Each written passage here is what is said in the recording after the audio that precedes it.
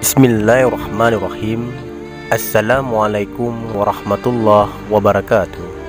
Sahabat muslim yang dirahmati Allah, pesankan untukku satu kamar di neraka jahanam.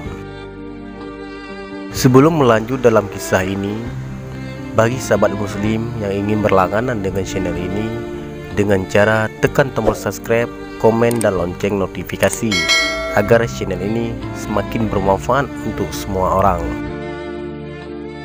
Sahabat muslim yang dirahmati Allah Subhanahu wa taala.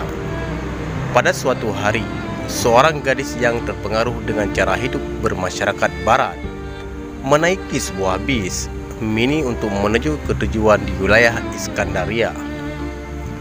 Walaupun gadis itu tinggal di bumi yang terkenal dengan tradisi keislaman, namun pakaian gadis tersebut sangat menyolok mata.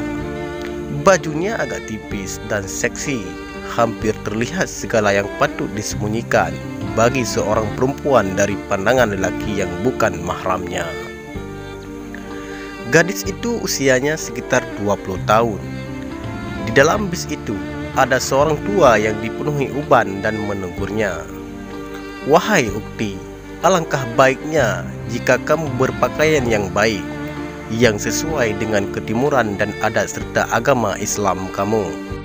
Itu lebih baik daripada kamu berpakaian begini yang pastinya menjadi mangsa pandangan liar kaum lelaki."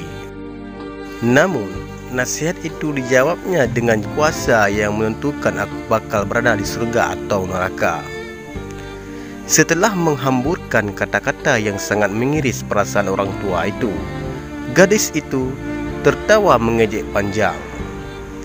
Tidak cukup dengan itu, si gadis lantas coba memberikan telepon genggamnya kepada orang tua tadi sambil melafazkan kata-kata yang lebih dahsyat. "Hai orang tua, ambil handphoneku dan hubungi Allah serta tolong pesankan sebuah kamar di neraka jahanam untukku."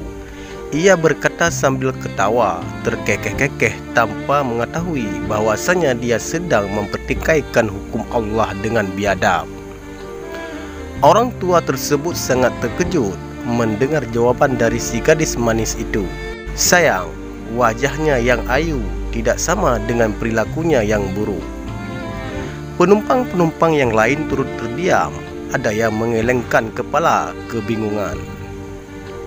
Semua yang di dalam bis tidak menghiraukan gadis yang masih muda, yang tidak menghormati hukum syariat Islam, dan mereka tidak mau menasihati karena khawatir dia akan menghina agama lebih parah lagi. 10 menit kemudian, bis pun tiba di perhentian. Gadis seksi bermulut lancang tersebut didapati tertidur di muka pintu bis. Pemandu bis termasuk para penumpang yang lain membangunkannya, tapi si gadis tersebut tidak sadarkan diri.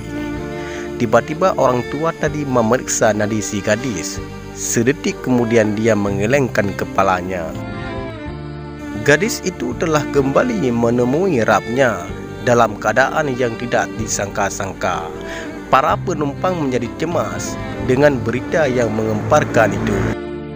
Dalam suasana kalang kabut, tiba-tiba tubuh gadis itu terjatuh ke pinggir jalan. Orang-orang segera berbuat untuk menyelamatkan jenazah tersebut. Tapi sekali lagi mereka terkejut. Sesuatu yang aneh menimpa jenazah yang terbujur kaku di jalan raya. Mayatnya menjadi hitam, seolah-olah dibakar api.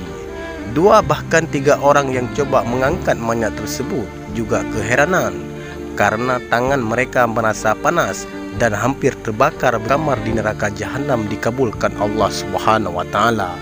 Nauzubillah. Sesungguhnya Allah itu Maha berkuasa di atas segala sesuatu. Allah berfirman dalam Al-Quran, "Katakanlah, apakah dengan Allah ayat-ayatnya dan Rasul sangkah baiknya jika kisah nyata ini kita jadikan bahan renungan dan pelajaran kita sebagai seorang muslim." Orang-orang yang berjenggot, memakai cadar, memakai celana di bawah mata kaki, dan sunnah-sunnah lainnya. Semoga kita bisa mengambil seketum hikmah dari kisah ini. Wassalamualaikum warahmatullahi wabarakatuh.